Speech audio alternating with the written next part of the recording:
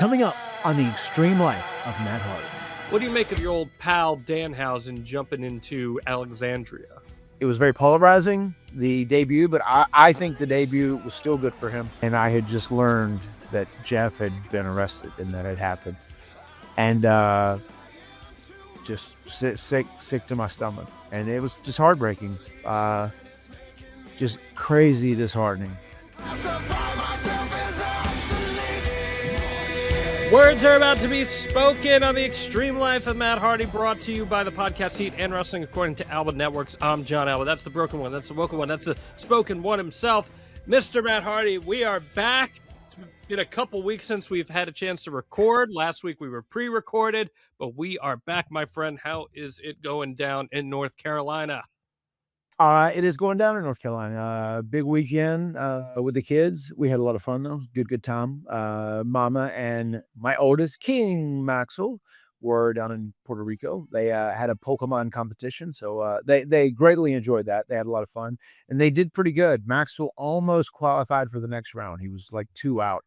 I think he had to finish in the top 8. There were 50 people. He finished 10th. So Wow. he did pretty good. And Rebby was competing as well, and I want to say she was 4 or 5 out, but her class was a little bigger to be able to make it. A much bigger, broader class. So they both did pretty good, but more importantly, they had a good time and they really enjoyed spending time in Puerto Rico. So I was envious. She got my fungo a couple times. Positively envious. Maxwell's like a little Ash Ketchum over there with all this Pokemon stuff, man. He's out there crushing it, huh? He's good, man. He's good and just getting so big. He just he hit 100 pounds the other day, Oh, which is man. wild with No clothes on. going back from there. That's it. No going back from there, man. He's getting big. He's building a body. He's like getting stocky, like Jesus Christ. But Barty is the one. Barty will grab me like every other day and he'll go, "Dad, can we go to the ring? And like, can you teach me some of the basics of pro wrestling?" And he's been doing it, man. I've got a little video I'm gonna put out at some point, which is gonna be very funny with him. But he's really obsessed with it right now. We'll see if this sticks.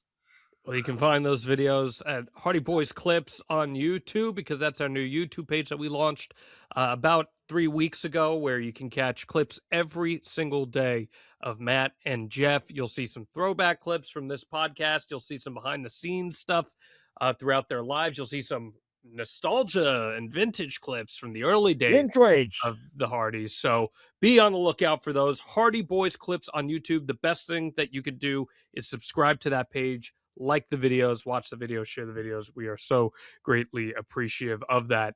But yes, we did not get a chance to record last week. I was on vacation, but I'm glad that we are back and ready to rock and roll here, Matt, because we have a lot to catch up on in the world of professional wrestling. Indeed.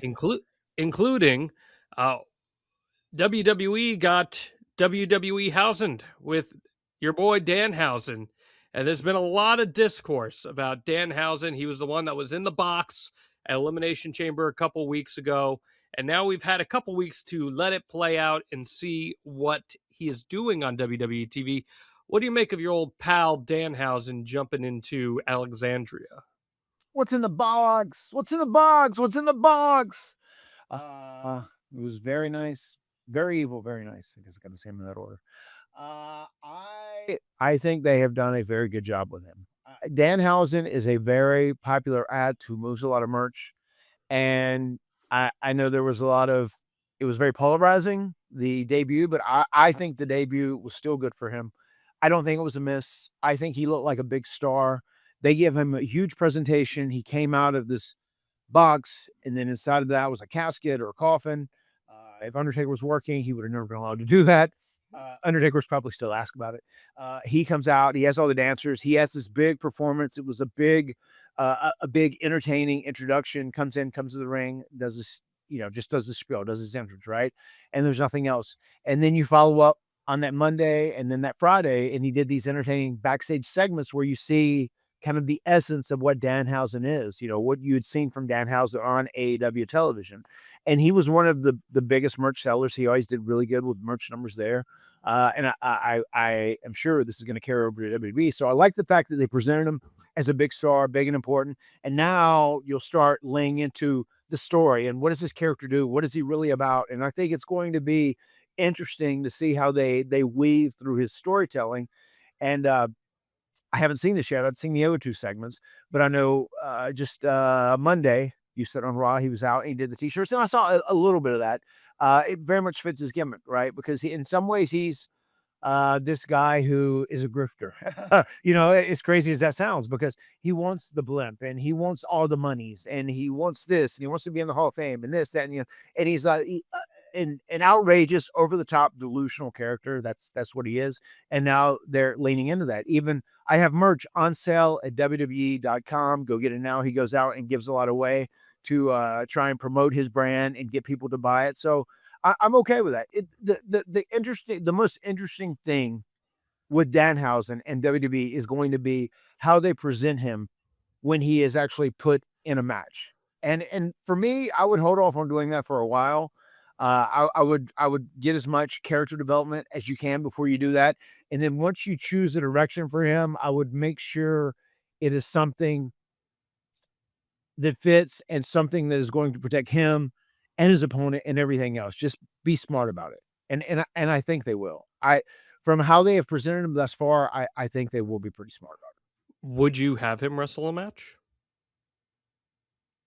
I would have him be an absolute attraction. I would have him wrestle at some point because it is pro wrestling, and at some point you have to get in the ring if you're around, because that's what we do, right? You have to be a pro wrestler at some point. So I would have him wrestle a match, but I'd be very smart, and I think I would keep his matches pretty rare. I think you need to make him an attraction more than anything else. He's a character more than he is a wrestler, and I would focus on the character part of Danhausen more than the in-ring wrestling, uh, persona of Danhausen. So I was not a fan of the debut. I didn't feel like the debut really matched anything about the character and who he is and what the presentation is. And if you look at the debut versus how he's been presented since, they're totally different worlds. They're not reflective of one another in any way. So I'm curious if maybe there was some going back to the drawing board at all when that happened. But I did find the way he's been utilized since to be a lot more true to who he is as a performer and as a character. And, both you and I are big fans of his. And I think he's one of those great Matt Cardona style entrepreneurs of wrestling, right? Who really has Yes. made this his life and his livelihood. Um, with that said, I have two slight concerns, and they're not concerns in the traditional sense of complaining per se. It's I hope it doesn't become exploited, and those being number one, he's been on TV every single episode since he debuted. And I worry that he's the type of character that you could overexpose a little bit, if that makes Mhm. sense. Sure. Just because he's so in your face, right? He's such an in your face comedy character with everything that he does. And if you lean on him too much, it's almost like something that Vince probably would have done with the character, right? Where he thought it was entertaining as hell, and then you're seeing it on everything. And it's like, okay, it works in the proper dosage. And the other thing I worry about is with the whole cursing stuff. I love that it's getting over. I think it's great. But the genesis of the Danhausen character has always been his curses are almost accidental. Like him physically cursing Yep. someone doesn't actually work, but it's a series of events, it's a chain reaction of events that leads to those people ultimately being cursed. Whereas what we've seen so far, it's pretty overt. Danhausen does this, and all of a sudden you're cursed. So maybe that's just a new direction for it. I'm not sure. I mean, what do you think about that? I mean, I thought it was perfect how they did in the beginning. He met Dominic Mysterio, and, he is someone that he's polarizing, I would almost say that, but he does have legit heel heat. Like, there's some people he really pisses off. He's very good at what he does. He is the perfect person to curse, and then after he cursed this person, Dominic went out and he faced Penta, and then Penta lost the actual, Dom lost. Yeah. Mm. sorry, got distracted. And then Dominic actually lost the Intercontinental title. Sorry, just action going on over here. And he lost it, but for Penta to win it, he is someone that I think was very deserving of the Intercontinental Championship run. And the fact that they kind of segued that with him cursing Dom, and even though it wasn't the curse, Dom just actually got beat. It seems like he's cursed, and it's part of the entertainment aspect of all that. So I didn't mind that. I do think you have to. I do think you have to take your I think you have to be careful when you do that. You don't want to water that down for sure. Mhm. I think if you do a curse thing, it's very important that it works as long as he's a babyface and he's moving merch.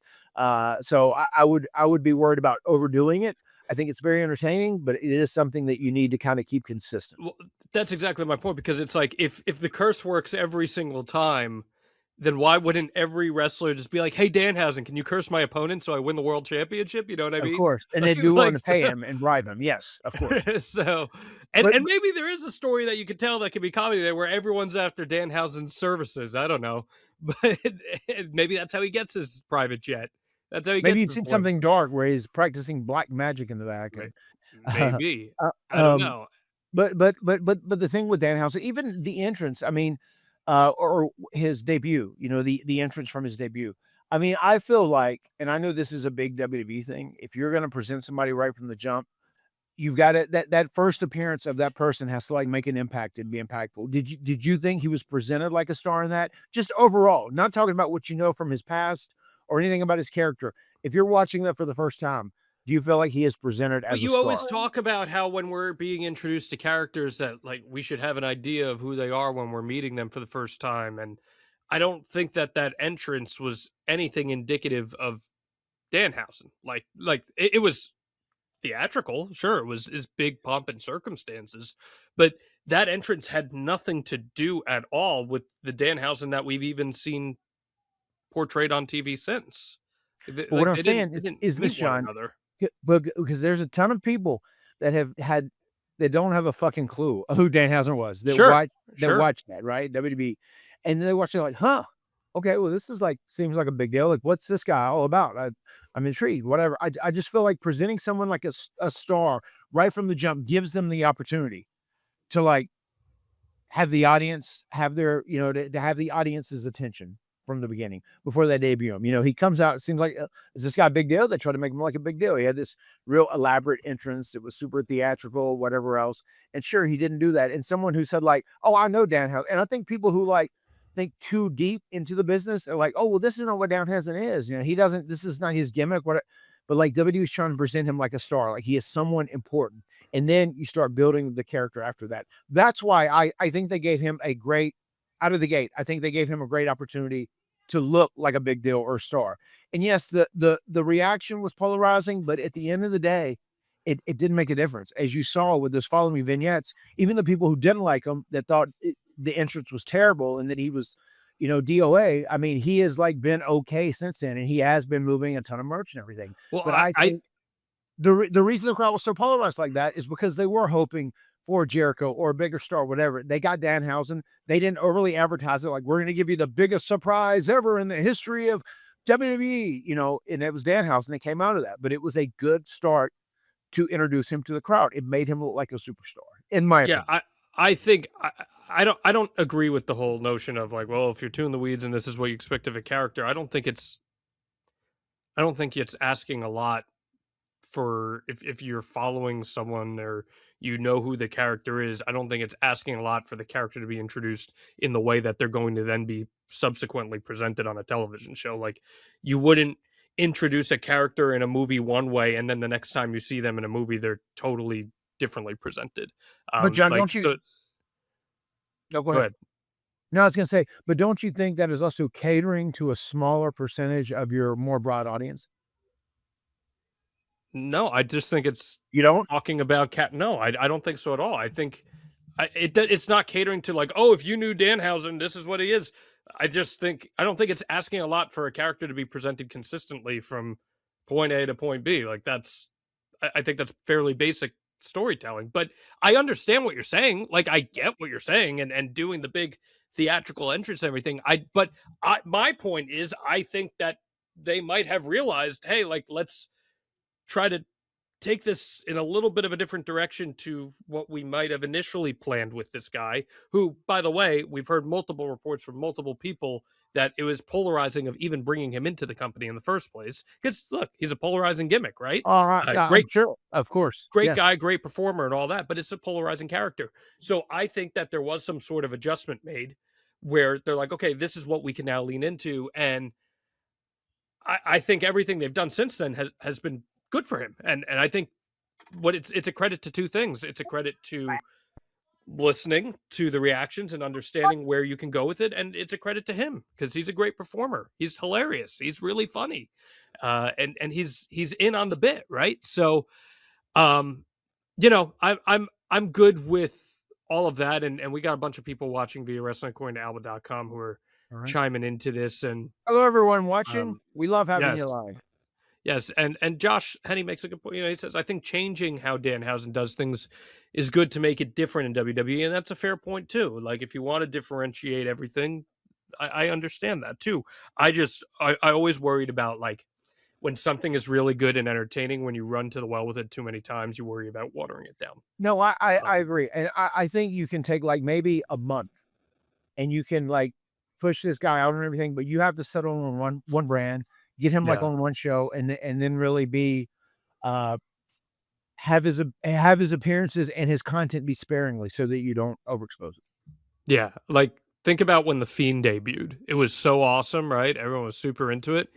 And then it was everywhere and super saturated, Right. and we know what happened with that character, right? It So it doesn't take long for something good to get watered down, you know, especially exactly, if you go with overkill. And exactly, and I don't and put that on the performer.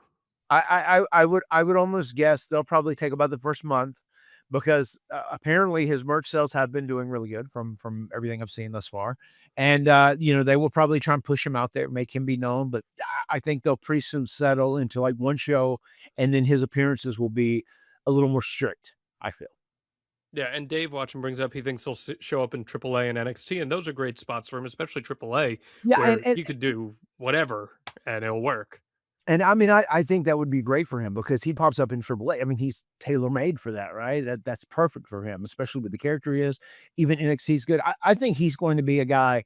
Danhausen is not going he is not a guy that you hire to make him the face of your company, you know, and make him the champion or what. He is a guy that is a good utility player, super entertaining. He can move merch. You know, he's good. He's compelling. People are invested in his comedy and his shtick because he does do a really good job at it. And that's the thing, once again, that blows my mind about why Tony Khan couldn't find a good route or avenue to put him on his TV and figure out a way to optimize the money. But at the end of the day, you know, AEW, they're kind of selling a little bit of a different product than WWE is, you know, because it is more wrestling and it is wrestling based and wrestling focused.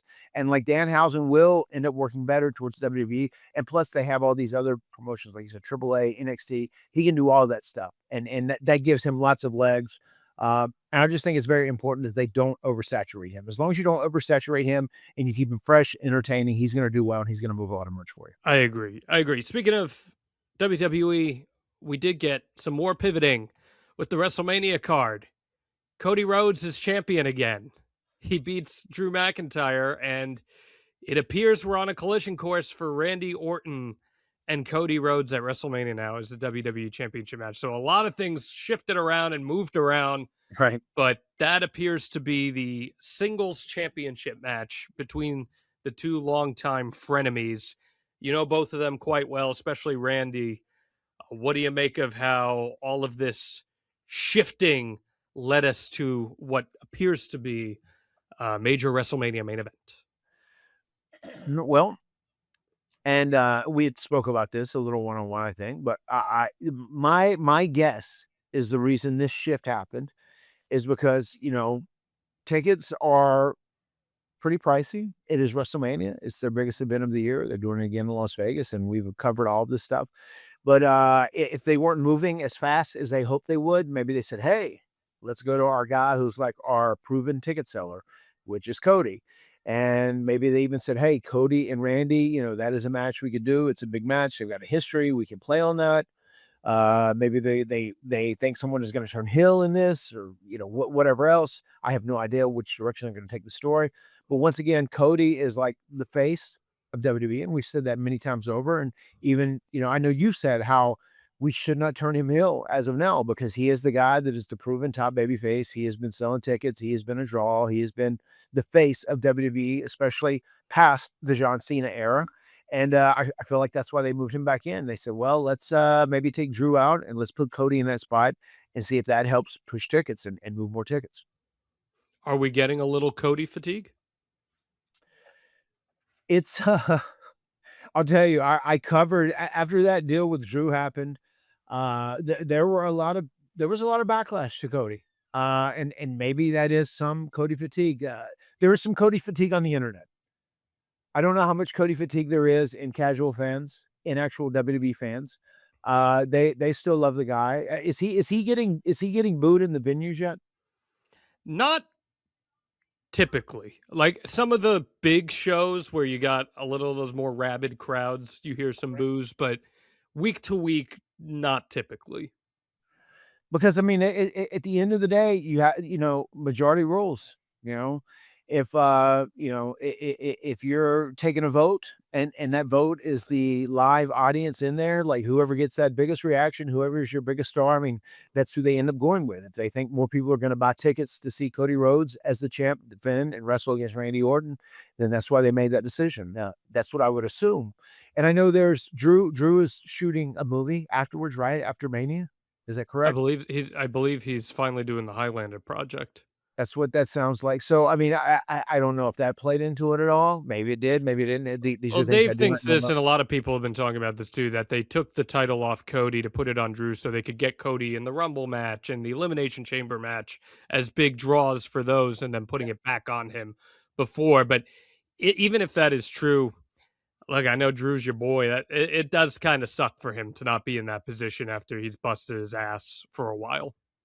No, it has. I mean, I feel I mean, even with Drew, I know that well, I saw a lot of people that were Drew McIntyre fans. They're like, "I feel so sorry for Drew. I feel so sorry for Drew," and Drew's a heel, whatever. Really doesn't make a difference with his character as he's doing that, but, like, I get that because Drew, I feel like, has got the Hardy Boys treatment in many, many ways because when we were with Vince, we would win the titles, and we never held the titles for a long time because Vince was like, you don't need them. You're fucking over. You're good at what you do. You're good at your shtick. People love you. Titles, no titles." And it's almost, I feel like Drew's almost fallen to that, like, hey, you're a good heel. You're really good. Like, whatever. Your work's great. Your character's great. You're still going to be fine whether you have the title or not. And it sucks because yeah, it is nice when people that work so hard and bust their ass to win a championship, get to have like a nice reign. And it really looks like, wow, they are the greatest tag team in the world, or this is the best wrestler in the world. He's the champion. He's our guy. Let's go. So I feel like he's getting a little bit of the Hardy Boys treatment in some way because he's had these reigns and they've been short. Hasn't been like long or he hasn't an extended reign where it's like Drew's a great dominant champion. He really deserves this reign to be a dominant champion for, a year or 10 months or 8 months or whatever it was. And, he's gotten a lot of reigns where they've ended rather quickly. Man, he's just not getting the WrestleMania main event, you know? Yeah. So it's going to be Punk and Roman on one side, Orton and Cody on the other. Look, whether you think Cody should be a heel or not, whatever you feel about that, there's no denying that Cody and Randy is a big match. It's a big Yes. WrestleMania match given their history. So it's a different dynamic than what we've seen from Cody in the last few years. And you can probably lean into something a little different for Cody in this match. And Randy's going to push him into that Mass. space, into that area. So I am looking forward to the match. It is respectfully, Mr. Deteriorated Skill Set. It is an old WrestleMania in the main event. There are a lot of older guys in that. So Well, hell, hope maybe they'll throw me and Jeff in it. It'll be perfect. maybe why not, right? But WrestleMania, senior citizen WrestleMania. hey, there you go. There you go. Now they're saving that for Saudi, but we'll see what comes of that. I can tell you, man. Even with that, it's still going to be a hard ticket for anyone to get to see Randy Orton versus Cody Rhodes or to see Roman Reigns versus CM Sure. Punk. But what would you do, man? Like hypothetically speaking, if you're back young Matt Hardy, what would you have done to be offered free WrestleMania tickets? to be offered free WrestleMania tickets and see one of my faves, be Like, able to see how my would that have felt for you? I mean, it would have been orgasmic. Nothing could have been better. If myself and Jeff could have gone to WrestleMania free, we would have done anything. We would have done anything. Well, good news, friends. You can go to WrestleMania for free, courtesy of our friends over at Morgan and Morgan, because today we are excited to introduce a new sponsor for our show, Morgan and Morgan, America's largest injury law firm. They've been fighting for the people for over 35 years and have recovered over $30 billion for their clients. Not only are they one of our new sponsors, but they are also the official law firm partner of WWE. And what I love most Woo. about Morgan and Morgan is that they are truly fighting for the people. Today they are coming in hot and they want to hook up one lucky fan with 2 tickets to WrestleMania 42 in Las Vegas this April 18th and 19th. That's right. They want to send you to Las Vegas to watch the show of shows in person live. In addition to the 2 WrestleMania tickets, also be giving this lucky winner $2,000 to help cover their travel expenses to Las Vegas.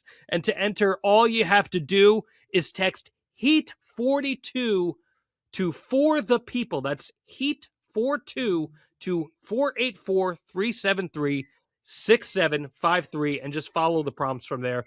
Do not miss out on your chance to watch WrestleMania 42 live. Just text Heat 42 to For the People. No purchase necessary. Open to legal residents of the 48 contiguous United States and DC who are 18 plus. Sweepstakes end March 29th, 2026. This is a paid advertisement. And Delete the Dog is quite excited about all that. Yes, he is. Delete is fired up. Delete wants his free tickets. He's gonna take him and Revy. That's his love. Certainly sounds like it. So I do want to ask you real quick before we get into our topic here. AEW, we got Revolution this weekend. The main event, Hangman Page, MJF for the world title. It's a death match, and it's a last chance death match for Hangman Adam Page, who is traditionally the king of the death match in AEW. But if he loses this match, they're doing the Cody stip, where he can no longer challenge for the world title ever again if he loses. How do you feel it playing out? I'm really curious of what they're gonna do with this MJF Hangman deal. The Hangman stipulation is very much like the thing with Cody, and we know that long term didn't work out very well, considering everything that happened. So it's gonna be interesting. I mean, I can't imagine Hangman not being able to compete for the AEW World Heavyweight Championship. I mean, he's like a staple of the company. He's like one of the constant top guys, right? I would imagine he would win this, but I mean, I guess they could do something else and it becomes an angle, and they figure out a way for him to get back or whatever. So, what do you think, John? What do you think they're going to end up doing with this? I truly don't know. It's honestly really fascinating to me because we saw how there's like a direct correlation, in my opinion, between Cody not being able to challenge for the AW World Title and him going to WWE. Sure. I think it was one of the worst decisions that AEW's ever made as a company. So running that back again would Right. be a self-inflicted wound. So I don't understand the logic behind it. So Yep. maybe Hangman does win the title back here, because I just think it would be a really big problem if one of your top title chasers, maybe your best title chaser that you have on your roster, can no longer chase for the title. No doubt. I mean, and a day one guy. I mean, when you think about AEW and you think about their top stars, I feel like one of the guys that pops in my mind is Hangman. You know, I feel like he is a homegrown AW guy, and also MJF. I mean, this match feels very special. Both of these guys feel like homegrown talents that AEW really wants to put in the best position possible always, and you need them around because they're a couple of your major money makers. You know, they sell tickets and they are the guys that you've kind of built your brand around. So yeah, it's wild, but I do say this: the fact that you, who is someone who is deep in the weeds and you have very good predictions on everything else, and you kind of think, oh, they might do this, they might do that, whatever. That you're like, I don't know, I don't know. That is a positive. You know, when it's unpredictable, that is a positive Yeah. thing. So kudos to AEW on that. No questions asked about that. It's definitely going to be um it's going to be really really fascinating to see if they pull the trigger on this, because I think it could be quite damaging to Hangman Page if they do, but as Coach Rosie says here, Huh. you got to let it play out. You're That's what we're right, going to do. Coach Rosie. Hey, congratulations to Coach Rosie too. Him and his team, they just won a big championship. Yes. Congrats, Yes, good big stuff. tournament, big tournament. So good stuff there. And yeah, they did the press conference thing, as Jen points out. They did the press conference thing on TV, which was different and interesting, but it wasn't a real AEW press conference because nobody asked when AEW was going to return to Toledo, Ohio, or something like that. So we'll have to. I did see the clip with, Hangman and MJF where he handed him the drink and slapped out his face and threw it. That I thought that was good. That was pretty Yeah, compelling. I it's like that different. as a build. Yeah, different. It's Yeah, but I different. liked it. I think there's room for AEW for stuff like that, and I'm glad they did that. I think AEW's been pretty damn good lately, and it's had a lot to do with the title picture, especially, and the trickle down effect of that. So we'll see if they can stick the landing on the pay per view. We will find out. But we are talking an AEW related topic here for the next 25 or so minutes, Matt. But So without further also, ado, before we oh, get into it, I got to throw one more thing out there, John. please. The Hardys are back in WWE 2K26. Yes, I would be remiss if I did not mention that, because we did talk about it last week on the Ask Matt. The Yep. Hardys are back in 2K26. You're very excited about that, aren't you?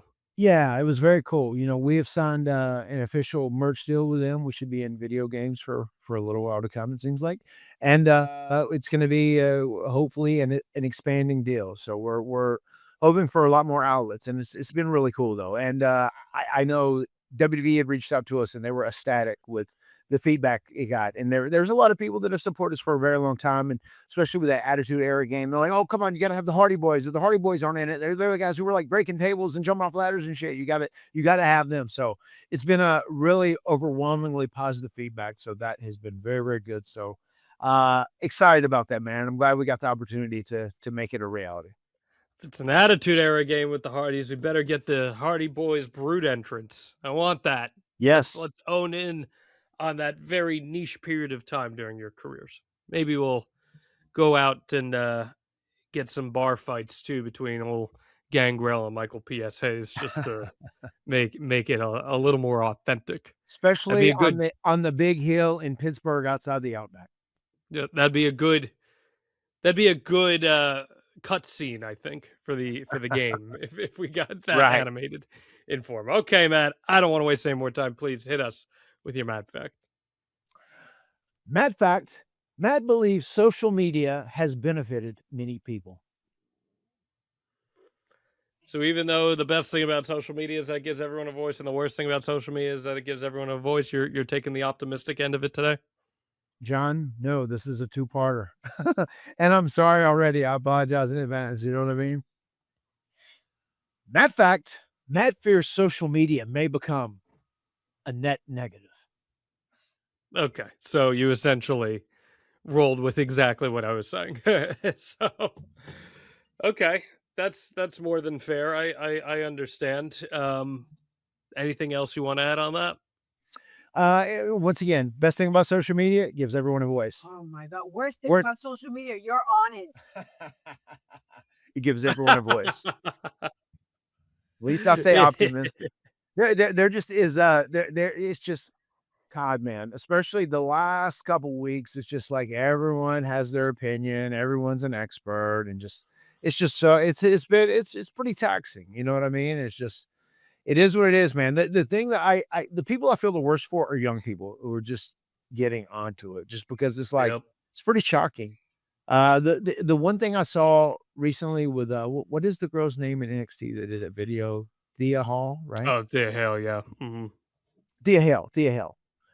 Just, like was upset about 22, whatever. Just, I mean, that is going to be a case with a lot of people, especially young people that are in wrestling companies, whether it be WWE, AEW, whatever. There's just going to be so much opinionated bullshit thrown at you, and you just kind of got to go, whatever. And it's hard for people to do that, especially people that are very emotional people. You know what I mean? So it's just it's a tricky thing, man. And what a strange web social media weaves in 2026. So I want to talk about for the next few minutes here. We just passed the anniversary of Jeff debuting in AEW, and what's cool about this is this happened in real time while we were doing the podcast, so we could only at the time provide the necessary context at that time. But Sure. now reflecting on it, I I, I want to walk through it a little bit here because Let's do it.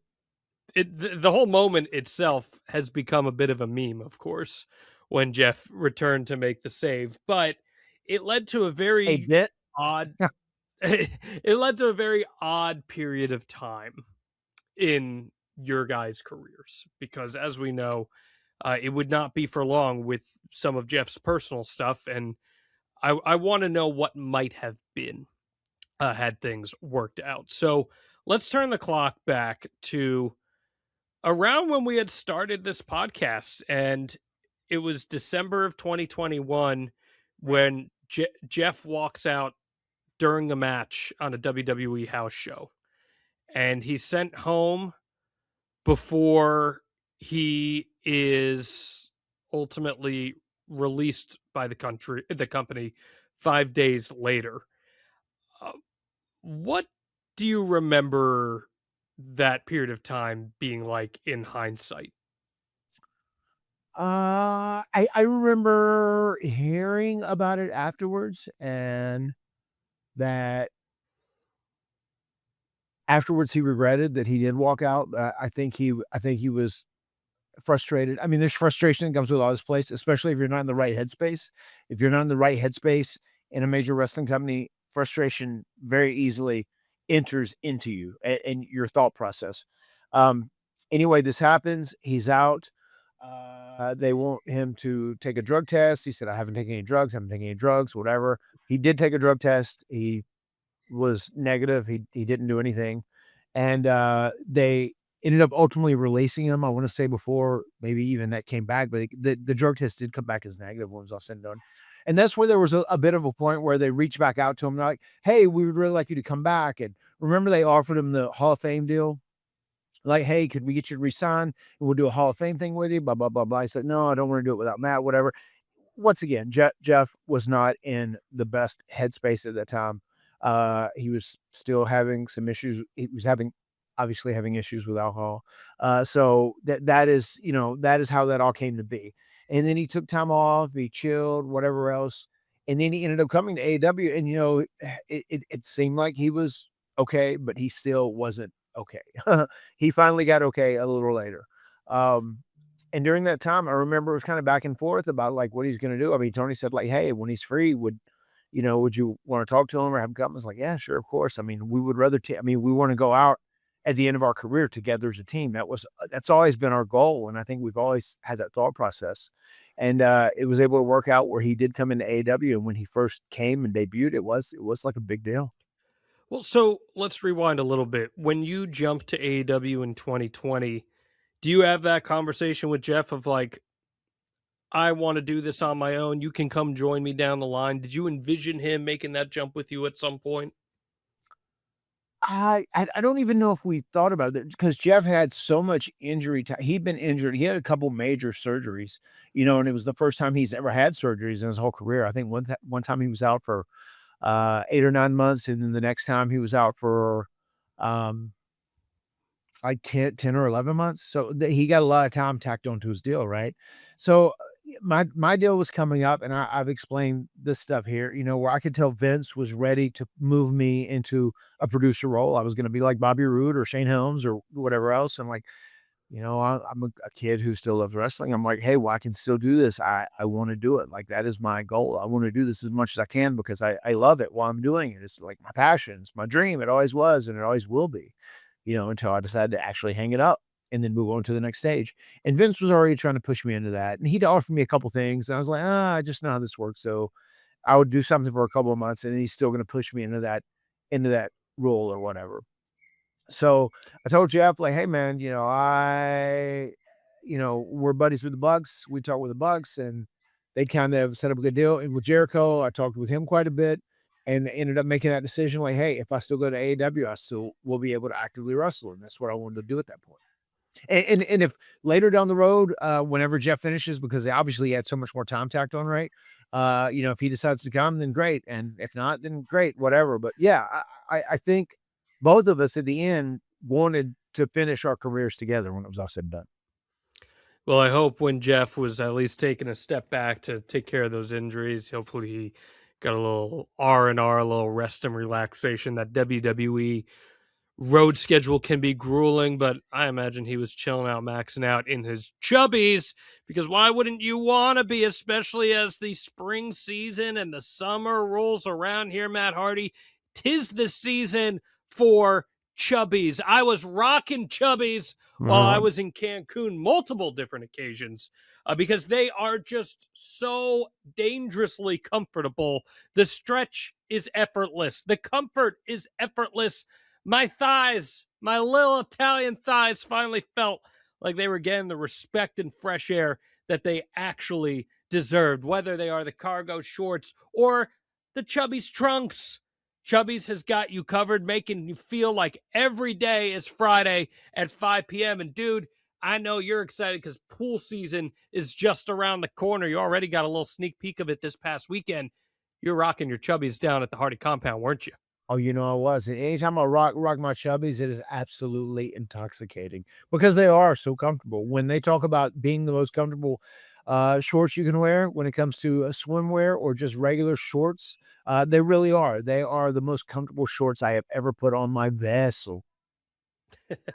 They're engineered with four-way stretch fabric that handles swimming laps just as well as it handles lounging poolside. And I've had mine for a couple of years now, and they fit just as well, which I really appreciate it. Chubby's is celebrating 15 years. The original shorts that redefine proper length shorts are back with the same iconic fit, same comfort first design, and the same easygoing vibe that built the brand. For a limited time, Chubby's is giving our listeners 20% off with code Matt Hardy at chubbyshorts.com. That's 20% off your order with code Matt Hardy. Just give your thighs the VIP treatment that they finally deserve with Chubby's. Support our show and tell them that the Extreme Life of Matt Hardy sent you. Now, when Tony is bringing you in during those initial contract negotiations, did he express to you the idea of having the Hardys together at some point? You just mentioned that he would have liked to have had them, but right when you were coming into AEW, was that something that might have been on the drawing board?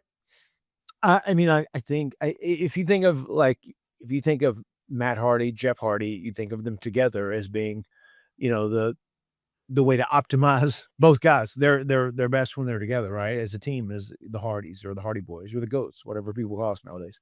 And yeah, I mean, he's like, hey, maybe whenever Jeff finishes up, he can come to AEW, whatever. And that is something that he had thrown off there one time, which was cool. Even being there before Jeff got there, I mean, I really enjoyed just still being able to wrestle. I enjoyed working with the Young Bucks, and even though it was the insane pandemic time, right? Just being there and being able to perform our craft and know that I was still going to be able to wrestle for the immediate future was a very nice feeling. So we're talking about the beginning of 2022 here. You at this juncture, we talked a few weeks back about the Hangman Page feud. You were really happy with the work you did with Hangman in the beginning of 2021. The Hardy family office was very small. It was you and Private Party. But over the next year, it expands quite a bit. Going into the beginning of 2022, how were you feeling about where things stood with what you were doing as a solo act in AEW, as the head of the AHFO alongside Andrade? I mean, it became very stale, once it said it, and overcrowded, and it was just time to change things up in some capacity. And Jeff would have been, especially if it would have been a Jeff with his mind in the right place, with him in the right headspace, it would have been the perfect refresher as far as that goes. And it was very cool to get that opportunity. And it's so weird how everything happened, even with the timing was.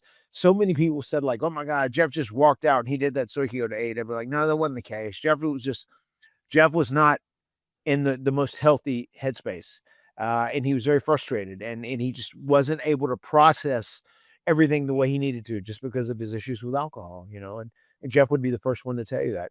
Um, and just having that time away was good for him, and he had some thought about everything and just being away, and it was good for him to be home. I feel like home is where he is at his most comfortable, obviously, but still, he wasn't in the correct headspace to be wrestling on a full-time schedule again. Were you conscious of that at the time?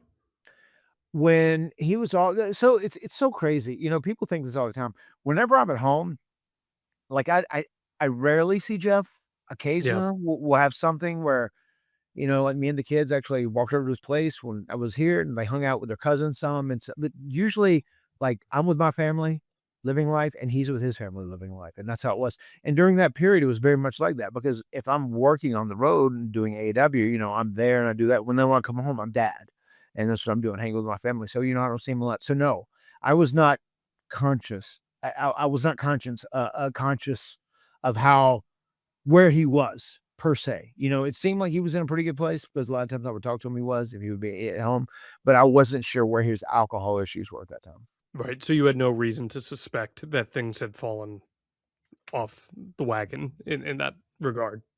Yeah, and I mean, and even I don't know, even when he did that, there were times where I would say he was kind of a neat monster, when only like when he was away, he would do it or whatever. But like one thing I can say about Jeff, like whenever he was and drinking or an alcoholic.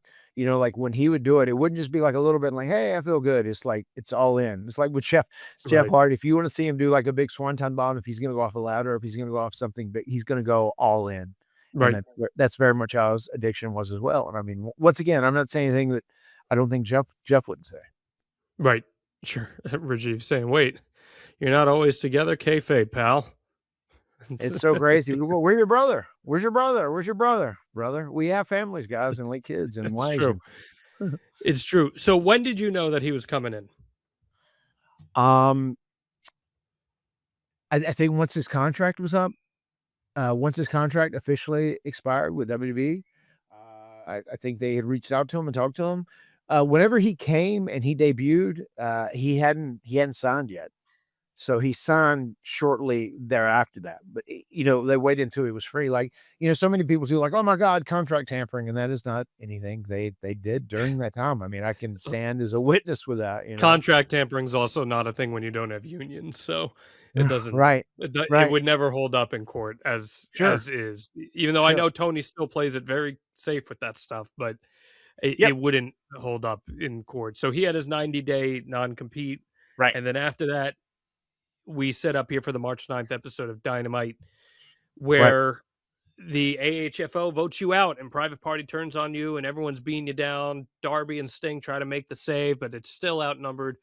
And then the iconic Hardy Boys music hits for the first time Right. in AEW rather, which was a big deal because people forget you had never had the loaded theme in AEW, and it's our first time hearing this theme in quite a long time. Yes. And there is this Or keep in mind, I mean, we never had in TNA, and we could have if we right. would really push for it or whatever, and like we never had it anywhere else. And to hear that outside of WWE was so shocking for so many people, and that was so Well, cool that Tony was able to secure that and well, get it. if I'm not mistaken, and you can correct me if I'm wrong, but because the song was part of a song bank initially, Tony had recently acquired that particular song bank, or WBD did. I forget what it was. I And I I I think so.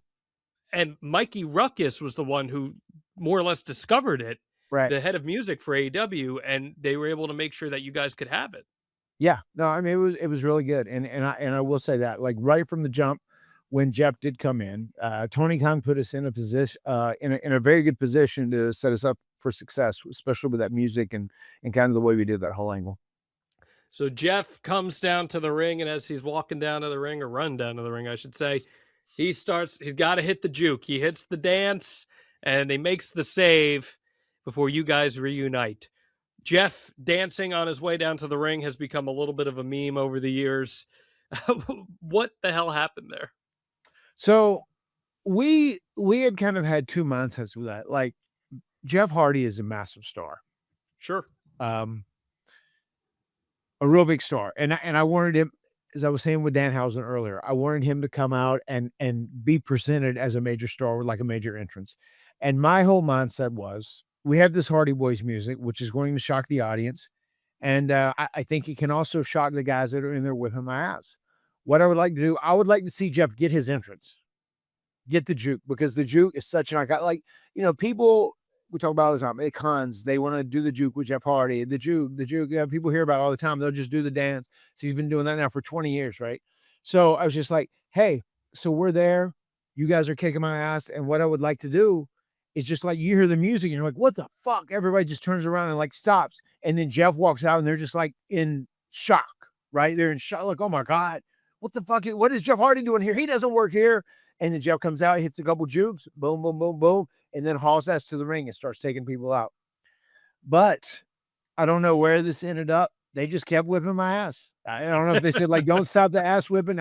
Maybe someone secretly told them, a producer or agent, like, hey, this is wrestling and we want to keep it real. Like, but I thought the theater for doing that, they're beating my ass down. You hear the Hardy Boys music, everybody turns, like, what the fuck? And Jeff Hardy walks out, you see him, let him do the juke, fucking come in and then start clearing house. And then me and Sting and Darby will help him fight everybody off. Sure. But the way it turned out is he came out and Jeff saw they didn't stop. And Jeff was like, fuck, they're still whipping everybody's ass. And he's like, let me just try and do it on the run. And that's kind of, and it was just Jeff thinking on the fly. And that's how that all came to be. And it's so funny because it's so classic Jeff, right? It's so classic Jeff. It's not like it as silly as it was, it very much fits within his realm, doesn't it? I mean, of course. He's just a guy who can get away with anything. And he's just like thinking, he's like, oh, fuck, like, oh, they're not stopping. And he's like, well, fuck, I'll still hit it. I can still get it in, if he was running or whatever. And it's just, that was, I guess, in theory, I guess it was better than him full stop pausing on the ramp and just doing the juke as normal, boom, boom, boom, whether it be my ass, at least he kind of continued running. But it is so funny, and the way how it's became such a meme. And it's so funny because I was thinking back to the Attitude Era, if like incidents or instances like this that were like kind of a fuck up or someone just kind of reacting on the fly were a thing, like there would have been fucking gifs and memes nonstop because that shit happened all the time. You know what I mean? Which is so wild. And now in 2026, because everything's recorded, everything's digital, everybody gets a hold of the media, they'll take those things and just run wild with them because that's also very trending nowadays. You can see a lot of them now. So he and you are featured pretty prominently on AEW TV. After that, you're on almost every single Dynamite in matches in some shape or form. As a tag team, you get an awesome opportunity to have that tornado tag where you, Darby, Sting, and Jeff team together against the AFO. There's a tag team tables match between you guys and the Butcher and the Blade. Was Jeff enjoying his AW run to this point? You guys were in a pretty prominent spot. I mean, yeah, it seems like it. It seems like it, and I think he was happy. He seemed good for a while, but that's why we were at the venue until like everybody went back to the room. You know what I mean? And just he still had his demon, the big demon he has tattooed on him now. He still had that demon that was kind of holding him back. Did you feel good about the work you guys were doing? I did. I mean, I did feel good. I thought we were working really hard. Once again, in the very beginning, and everybody says this about how, oh my God, well the Hardys complain about this or Tony. No, I mean, like Tony put us in a great position to succeed, and we were going to succeed in the beginning, and he took great care of us, and I don't have any complaints about that at all. And I understand, especially with Jeff making his mistake and the incident that happened with him. I mean, I understand why, he was going to be having second thoughts about doing whatever with him. It's just, the sad thing is, I mean, Jeff's had a few fuck ups and then maybe we're at that point with Tony Khan, where he's just like, I don't know if I can trust him or whatever. And before we get there, because I do want to get there, but before we do, I want to talk a little bit more just about the run itself, because like, not only are you guys getting these great tag team opportunities, Jeff is put in the Owen Hart tournament. He's put in the Owen Hart Cup, Sure. and he goes pretty far in it. He goes all the way to the semifinals. He beats Darby Allin, he beats Bobby Fish, and he loses to Adam Cole in the semifinals. Right. Do you think Tony saw Jeff as someone who could potentially be a solo main event style talent in the company too, or at least a solo act that would win some big matches? Yes. I mean, whenever you see Jeff's reaction and the way the crowd is so emotionally invested in him, yes. Because Jeff equals money. Jeff translates to money when it's all said and done. Yeah. Which eventually brings us to Double or Nothing 2022. It's you guys against the Young Bucks. If AEW is where the best wrestle, this is your big test, right? You're put in there with one of the best tag teams in the world, a team you know so well, the Young Bucks. You go 20 minutes at the T-Mobile Arena, and I think by the common consensus is this is your guys' best match in AEW. But during it, Jeff does essentially get knocked out briefly. What happened in that match that led to that cavalcade of events? Um, I still don't know. I just know he was having he was loopy or bothered, and specifically, I don't know. I really can't answer it, but and I have no idea. I do know it was in Las Vegas, right? So I have no idea how his night before was. I really don't. But at some point, he gets knocked loopy in that match, and then it's like a lot of communicating going on throughout the match. And really, I can't speak from a place of like truth or actual fact about what happened, but he had issues in that match from being knocked loopy for at some point. Okay, so you guys do win, though. You beat the Young Bucks. It is a good match. Right. And with you guys beating the Young Bucks, it feels almost all but certain that you guys are going to become AEW World Tag Team Champions. And there is a scheduled ladder match between Jungle Boy Luchasaurus, the Young Bucks, and you guys It is. for the Dynamite in June, shortly after this. It was about a week or two after this. And on June 14th, AEW announces that Jeff is suspended without pay after he was arrested for driving under the influence the day prior. And we know everything that happened after that. Were you guys going to win the AEW tag titles on that week's Dynamite? As far as I know, yes. As a blunt answer, yes, as far as I know. I mean, anything could change, but Of course. I think that was the working plan. Yeah, so you guys would have taken the titles in that ladder match. I mean, it's a match made for you guys. Was Tony happy about the work you guys were doing shortly before that? It seems like it, yes. Yeah. I think so, yeah. Everything, Yeah. he seemed to be very happy with everything, yeah. What do you remember feeling after everything happened? Well, what I remember more than anything is we had an appearance at a Dave& Buster's, a signing in Orlando, and we were all heading home the next day, and Jeff had to go back to Jacksonville to do something. He was getting some sort of scan done. I wanna say he was getting a scan done on his brain on something and it may have been from even that injury that he in the Bucks match.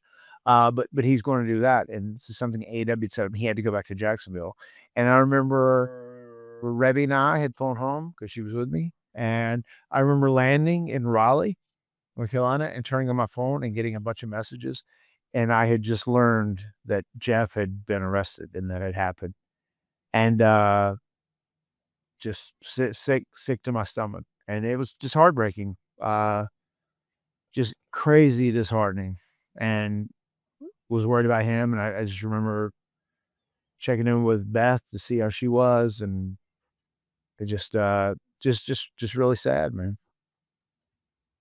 It hurt. Sad. Yeah. And I knew it was gonna create a huge shitstorm, so it's just like, oh, and now you have to worry about, everything you're gonna have to deal with going forward, so it just and I especially felt bad for him, but I mean, the only positive I can say out of it is this was the straw that broke the camel's back and made him change everything about his entire life, and, he's been the best version of himself ever since then, so Yeah. it took him, I guess, that he would consider that his rock bottom, and Yeah. he was terrified he was gonna have to spend a lot of time, like, in jail, prison, and, he had served some time, and they traded some of that in for the time he had served, and then he did, a big stint in rehab, and they traded that in, and he was able to get off of it, so it just that was finally the event that changed everything in his life, and he decided to turn everything around and live right, and he's never taken a step in the opposite direction since then. He's been amazing, and I always appreciate that he takes full accountability for that incident whenever because we talk about it at our live shows, and he brings it up at our Sure. live shows where and he's said it in regards to your professional career too, where he feels like he really cost you guys an opportunity in AEW, which is obviously all secondary to the personal human stuff. Sure. But was there a part of you did it take you any amount of time to forgive, I guess, is the right way to put it? I mean, I don't even think for me, just with him being my brother and someone that I love, I Right. I don't even I don't even know if I'd put it in those terms. It's It just never like, got there. no, it was never, you know, upset upset or angry with him. I felt sad for him, and I felt bad for him, and I wanted him to be good. I wanted him to be healthy. I wanted him to be happy, and I wanted him to live his best life. That's all I've ever wanted for him.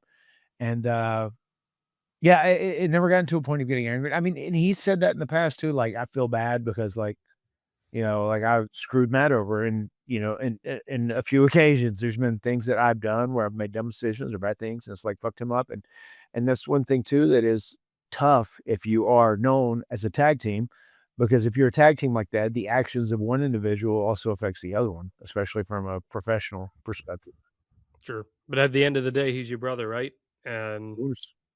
that matters. I only have So, one, so I'm gonna treasure him as much as I can. yeah, absolutely. Well, as we know, he'd be gone for almost a year, and the Hardys would get back on track before eventually you leave, and then you guys reunite in TNA. So there's much to cover on that down the line. But anything else you want to add on this as we wrap up here?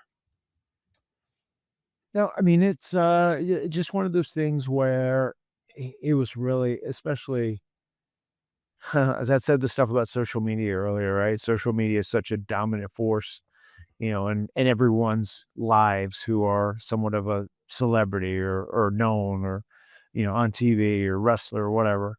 It's such a dominant, polarizing aspect of your life that you kinda have to factor in. I just knew it was gonna be so brutal, and I said, like, if it's gonna be brutal for me, it'd be really brutal for him. He's not a big subscriber to social media as it is, so at least, he kinda tuned that out, but it's just once again, it lets everyone, share their opinion, and, there's a lot of people that just talked about how awful Jeff was, and the thing that's sad is, like, he is the furthest thing from an awful human being. He's one of the best human beings you'll ever meet, and he's Agreed. he's morally good, uh, he's morally very fair and righteous, loves everyone, and, he's just a guy that had problems and addiction issues, and I just I thank God, I think, uh, I think everything in the world that he is in a better place now, and he's good, and that's something that we don't have to worry about any longer, because Absolutely.